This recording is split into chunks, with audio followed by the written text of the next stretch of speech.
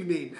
It's Wednesday night, and it was suggested to me that maybe it'd be a good idea if halfway through the week I would come with a message of encouragement.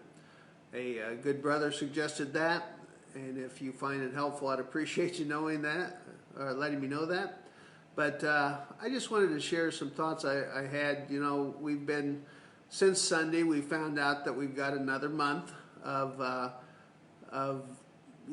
isolation, and it's really going to be difficult, and it's hard because it's going to interfere with Easter, and that is really breaking a lot of our hearts, that we will not be able to have our regular Easter services.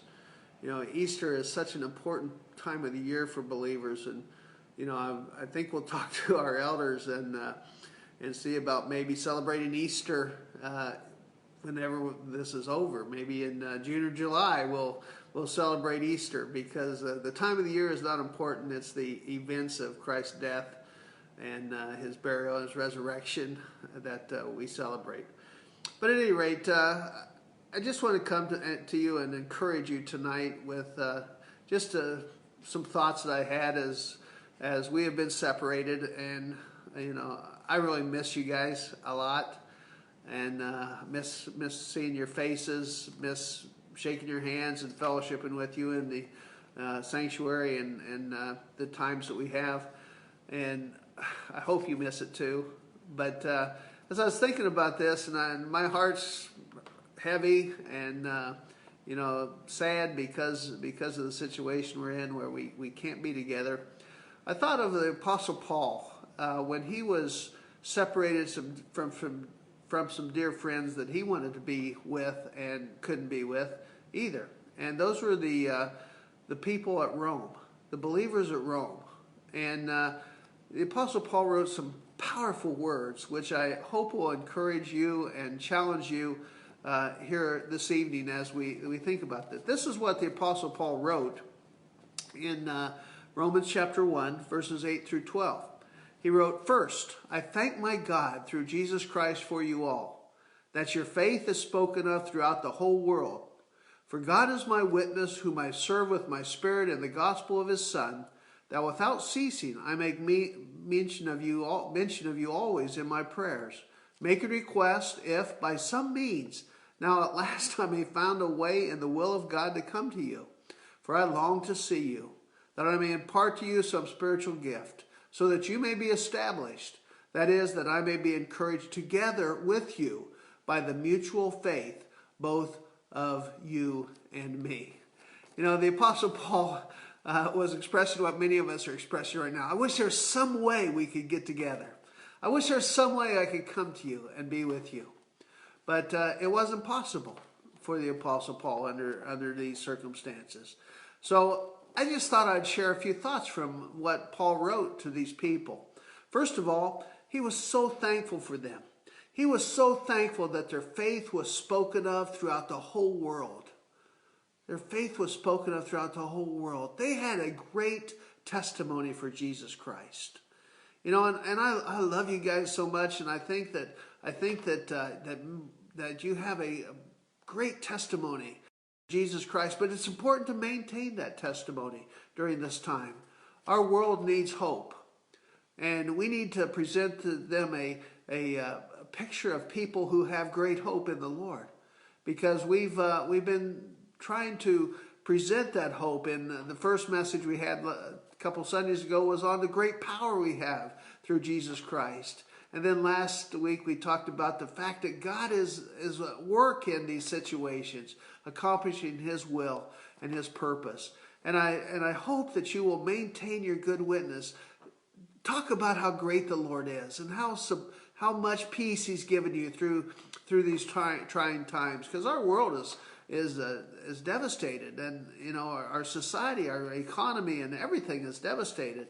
So please give them that great testimony of your faith, so that it's spoken of throughout the world. But the second thing I want you to notice about the Apostle Paul is that he was regularly praying for them. he was regularly praying for them. How important it is for us to pray for each other. You know, if there's ever a time we've needed to uphold each other in prayer, it's right now. And I know that many of you are great prayer warriors, and I pray that you would just remember to pray for each other. And I told you that I've made a commitment, and I'm not saying that to brag or hold myself up. I'm saying I want you to know that I'm praying for you more faithfully, and maybe to my shame, than I ever have before. And I walk through that sanctuary, and I know where you sat, and I pray for you by name before the Lord. You need to do that with the other believers in the church. Most of you have a church directory. If you don't, contact us. We'll get you one. But if you'd pray, and I went through the directory, and if you'd pray for 2 pages every day, you would pray for everybody in the church in a week. That's not much commitment. If you could take 2 pages and pray for everyone on those pages, in a week you'd have prayed for everyone in the church. How important that is. You know, we have this great arm holders ministry, and I hope you're doing that too. But man, we all need our arms held right now, because we're living in perilous and trying times. So pray for one another. Pray for one another. And please, that, as I pray for you every day, and I've been very faithful in that, then that's almost without ceasing, as the Apostle Paul did. But let's remember to pray for one another. But then, thirdly, I want you to notice that as he prayed for them, he desired to be with them, that he'd be able to come to them. Again, that's something we look forward to. Man, I really miss you guys. I miss you guys so much. And I hope it's making each of you appreciate the opportunity to come to church and fellowship together. I hope that when we're able to come back together, the church walls will be busting out. Because as I walk around the sanctuary and I pray for where everyone's sitting, man, if everyone came every week, we would have trouble with people coming in and finding a seat. Unfortunately, that's not always the case. So we need to appreciate being together, because God has given us a great group of people to meet with and fellowship with. But just pray for one another, and pray for the time that we can come back together. But then finally, Paul prayed, his desire for the people, and he prayed for the people, was that they would be mutually beneficial to one another. I get so much encouragement from you guys. When I hear somebody praying for me, or when someone says good sermon, or just a smile and a warm handshake, or just being with you, it's just so encouraging. The Apostle Paul said, I want to come to you so that I can do something for you, impart to you a gift, but that you also can encourage me. And so we need to encourage one another. And, phone calls, a text message, speaking to each other on FaceTime or whatever, Google Meeting or whatever, or Zoom or whatever, trying to connect with one another. We are not alone. We are not an island.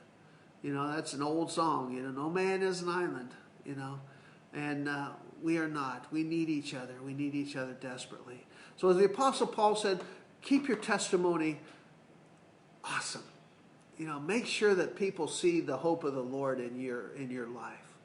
Pray for one another, to hold each other up, and to help get us through this time, and to long to come back together. And when we come back together, be faithful in supporting one another, coming together, because we mutually need each other.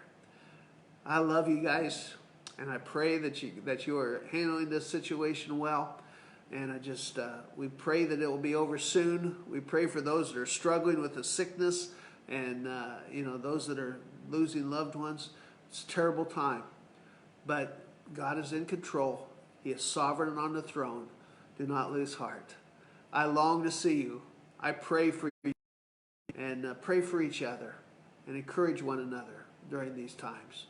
We love you, and we will see you Sunday, one way or another, or here, there, or in the air. Take care.